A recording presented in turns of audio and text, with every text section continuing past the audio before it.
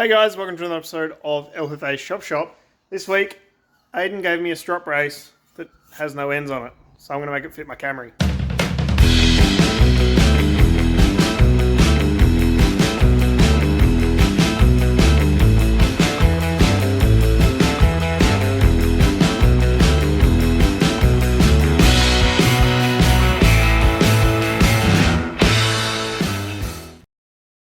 So Aiden was moving house and he had a strut bar and he knows that I'm a hoarder.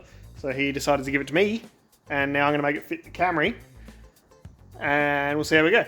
Now with all of last week's knowledge, I want to make a strut brace for the Camry. So Aiden was moving house and he had this piece of strut brace with no ends on it. So I've cleaned that piece up already. And then I started making a strut top. But two things, this inside hole is too big, the outside hole is too small. And the metal actually warped when I bolted it down because the Camry strut brace or strut top area isn't actually flat. So I'm going to make another one of these that is the right size and also probably weld that to the back of it. So I've cut out two 150mm by 150mm squares. And what I'm going to do is mark the center. And then I should be able to make this just that little bit bigger. And it won't have this flat spot on it anymore, it'll be curved properly. So we'll make this a little bit bigger, and then I can make the inside a little bit smaller, then it will fit a whole lot nicer. Whether I weld this to that or not is a different question. I may, but they are quite bent already, so I'd have to straighten it all out, and that's a later problem. So, I'll drill two holes in the center here, mark my holes, cut this down a little bit, and get it ready for the lathe. Now this is the hole saw I used to make this massive hole here. So this has been tidied up on the lathe, so it is a little bit of a loose fit.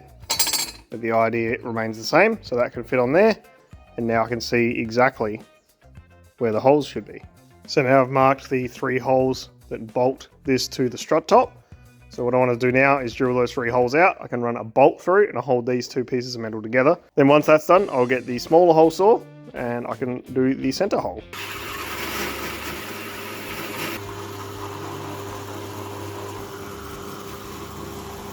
So now I have the hole drilled out, so that needs to get opened up later. I've got the bolt holes for the strut top. So now what I'll do is chuck this in the lathe, which it already is, and then I can turn this down, turn this outside edge around into a circle. So this takes quite a while, and I won't bother filming it because it'll be like probably an hour. So I'm just going to be really careful, really slow. If anything exciting happens, I will update you. So I've just very quickly scribed this circle with the lathe, so that should give you a bit of a picture of how this is going to work. So I need to take off all of this material here. I'm probably better off just cutting it with the grinder and then putting it all back in the lathe, but I'm going to do it with the lathe because I'm lazy, I guess, even though it's more work. So I'll just start from the outside and just very slowly take all of this material down until we get a nice circle. Now I'm sure there'll be some people that know how to use a lathe and are pretty mad with this. Got a carabiner thing holding those 2 together so they don't move. If there's a way to lock those in, let me know, because I don't know.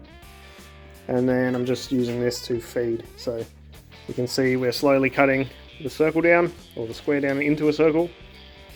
And I'll just feed this all the way through, take the carabiner off, spin that 1 turn, back on, and then feed it again. Slowly.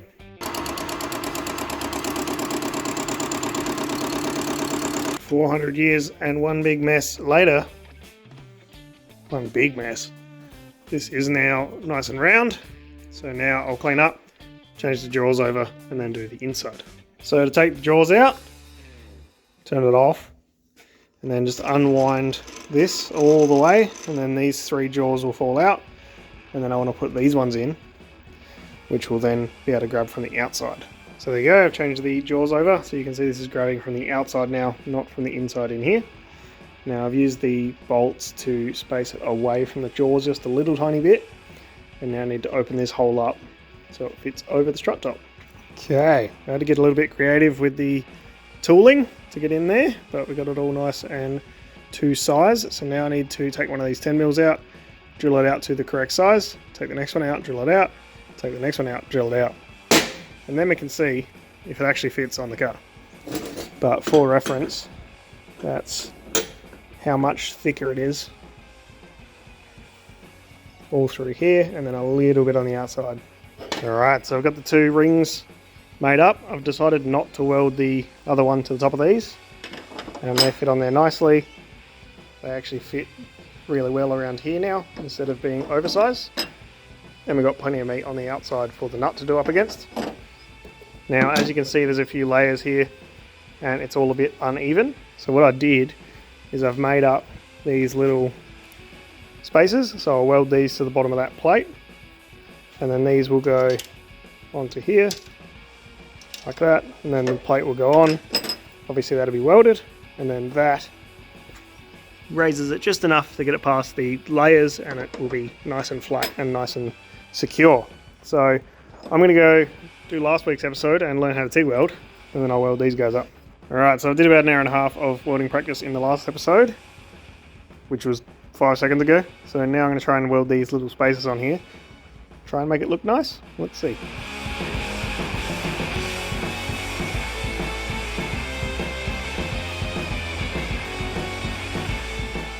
Now while I'm in the TIG welding mood, still haven't finished the sign, and I have gas, I'm going to try and make the rest of this strut brace. So I need to come off of here somehow with a piece of steel, obviously, that is about 100mm, 120mm long, so I can bolt it up to the actual strut brace. So we know that these fit on the strut tops nicely now with the little welded spaces and everything.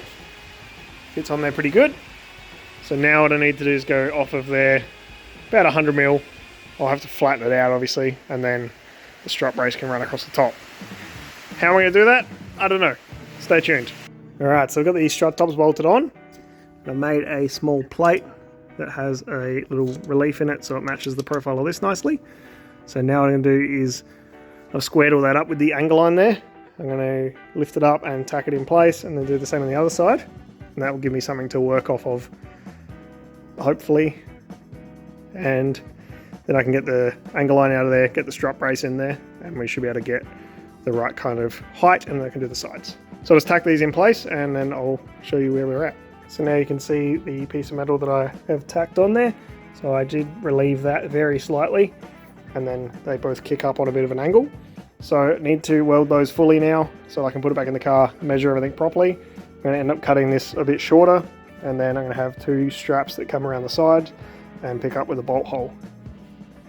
I'm sort of making it up as I go, and measurements are a bit precarious because obviously it's all floating in the air. So I'll do that, and then I'll see how far I can get getting it all mounted. So next step, I've welded these fully. They've cooled down a bit.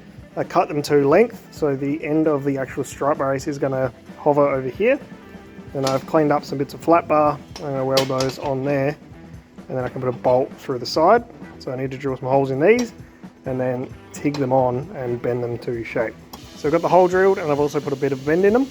So this will go on here like this, and then I'll have to heat it up and bend the rest of it around. See how this goes. So I had to put a little bit of an extra bend in there, but it now lines up nicely and continues on with this edge. So once I've welded this, I can then bend the excess around the curve, and it meets up nicely. So now what I need to do is TIG along here, TIG along the other side, and then I'll trim that at a later date, and then I can bend these around and TIG all the way around there. So I'll do that on this one, and then I'll unbolt it all, get the other one set up, and do the other one.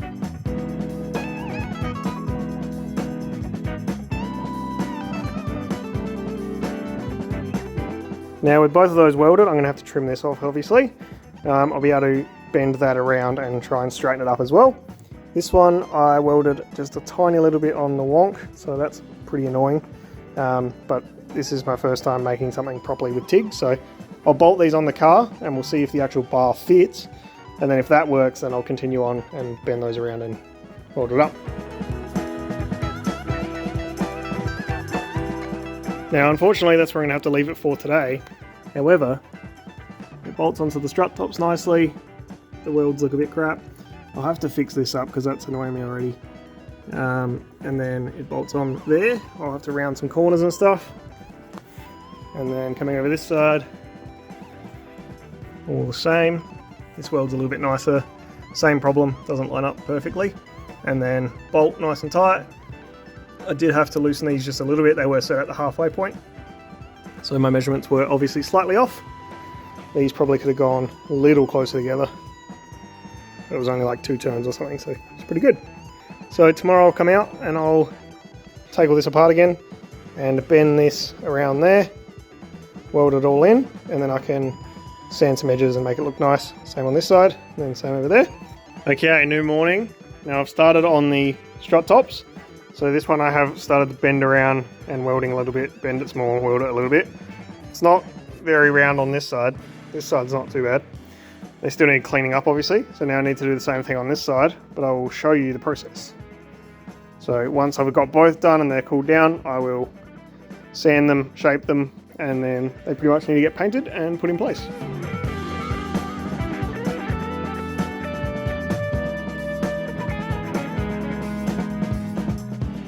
So there we have the second one all tigged up. Unfortunately, I'm not God's gift to TIG welding immediately, so they're not great, but they could be worse, I guess. Anyway, now I'll clean all this up with the grinder and make them look pretty, and I'm sure you guys will see that in like 2 seconds. And there we are.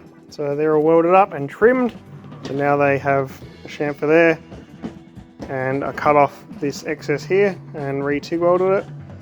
Did some nice fuse welds, which I was pretty happy with, and then rounded these so that they're nice and not sharp. Same on this one, and I'm pretty happy with them.